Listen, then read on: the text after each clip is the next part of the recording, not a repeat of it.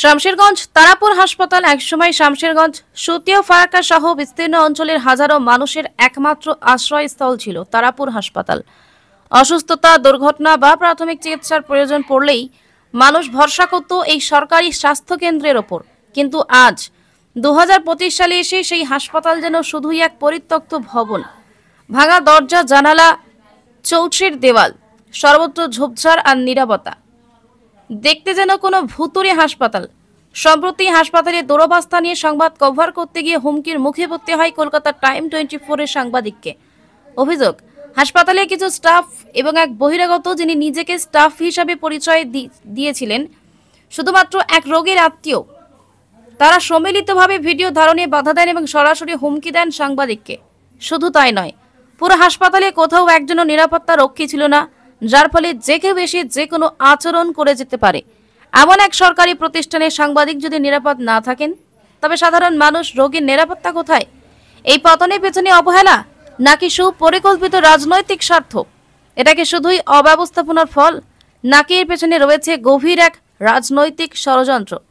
শামশেরগঞ্জের একাধিক প্রভাবশালী নেতা, বিশেষ করে এমপি, এমএলএ পর্যায়ের রাজনৈতিক ব্যক্তিত্বরা এই হাসপাতালে পতনের পেছনে সক্রিয়ভাবে জড়িত।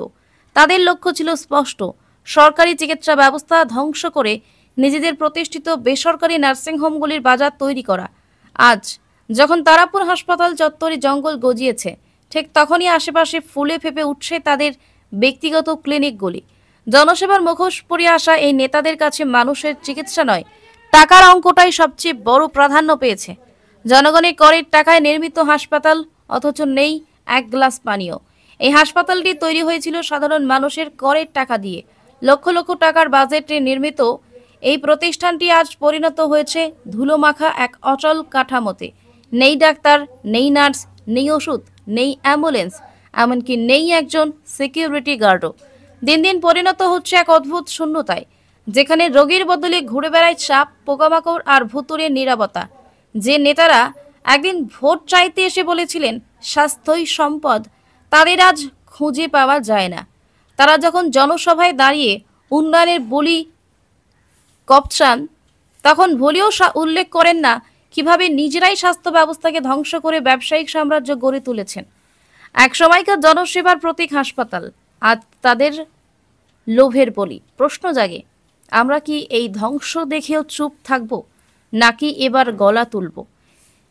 এই প্রতিবেদন থেকে পরিষ্কার, তারাপুর হাসপাতাল শুধু একটি বিল্ডিং নয়, এটি জনস্বাস্থ্যের সঙ্গে জড়িয়ে থাকা মানুষের অধিকার। যদি আজ আমরা চুপ থাকি, কাল আমাদের সন্তানেরাও সরকারি চিকিৎসা থেকে বঞ্চিত হবে। স্বাস্থ্য তখন থাকবে শুধু ধনীদের জন্য, গরিবরা পড়বে মৃত্যুর মুখোমুখি।